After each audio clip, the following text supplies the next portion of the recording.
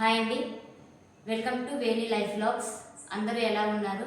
మేమైతే చాలా బాగున్నాం. మీరు కూడా బాగుండాలని అయితే నేను మనస్ఫూర్తిగా అయితే కోరుకుంటున్నాను. ఈరోజు వ్లాగ్ వచ్చేసి పిల్లల పట్ల పేరెంట్స్ చేసే మిస్టేక్స్. ఒక 10 years బ్యాక్ చూసుకున్నట్లయితే ఆటిజం అండ్ స్పీచ్ డిలే పిల్లలైతే చాలా ఈ వర్డ్స్ అయితే చాలా అరుదుగా వినేవాళ్ళము.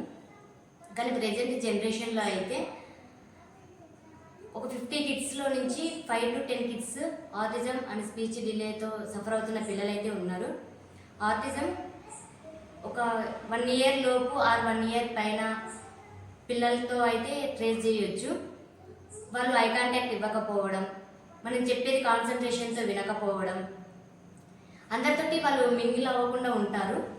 నేనేమో సర్టిఫైడ్ డాక్టర్ని అయితే కాదు, ఒక టీచర్ని. నేను డైలీ ఎవ్రీడే వచ్చేసి 4 to 5 కిడ్స్ని అయితే చూస్తున్నాను. నాకు కొంచెం అవగాహన అనేది ఉంది.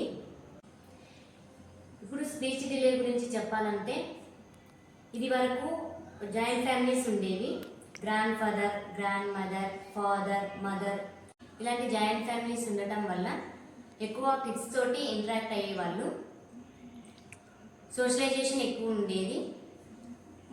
మెయిన్ ఏంటంటే మొబైల్స్ ఉండేవి కావు, అందుకని స్పీచ్ డిలే ఉండేది కాదు.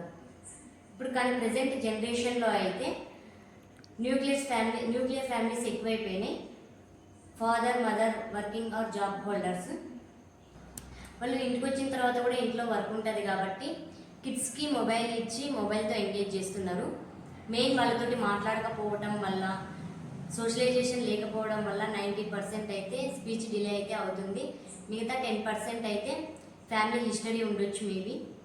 వన్స్ ఆటిజం వచ్చిందంటే వాళ్ళకై వాళ్ళు సెల్ఫ్గా మాట్లాడుకోవటం, మెంటల్గా అప్సెట్ అవుతారు. సోషలైజేషన్ కట్ ఆఫ్ అయిపోతుంది. ఆటిజంతో ఉన్న పిల్లలైతే దగ్గరలో ఉన్న థెరపీకి తీసుకెళ్ళి థెరపీ ఇప్పించండి. వాళ్ళతోటి ఎక్కువ టైం స్పెండ్ చేయడానికి అయితే ట్రై చేయండి. పేరెంట్స్ ఇలాంటి కిడ్స్ కోసం ఇంట్లో shlokas, activities which are gross or fine motor skills plan చేసుకోవాలి. కంటిన్యూస్ అబ్జర్వేషన్ అండ్ సోషలైజేషన్ అయితే చాలా ఇంపార్టెంట్. ఆటిజం కేర్లో ఫుడ్ కూడా ఇంక్లూడ్ అయి ఉంటుంది. వాళ్ళు ఏం తినాలి, ఏం తినకూడదు అనేది కూడా ఇంపార్టెంట్. నాకు తెలిసిన టిప్స్ అండ్ ఇన్ఫర్మేషన్ అయితే ఈ వీడియోలో మీకు షేర్ చేశాను. దీని గురించి ఫర్దర్ వీడియోలో అయితే డిస్కస్ చేస్తాను.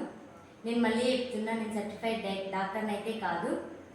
నాకు తెలిసిన కొన్ని టిప్స్ అయితే చెప్పినాను, ఎవరికైనా యూజ్ అవుతాయి అనేసి. ఈ వీడియో మీకు నచ్చినట్లయితే లైక్ చేయండి, షేర్ చేయండి, సబ్స్క్రైబ్ చేయండి. Until then bye.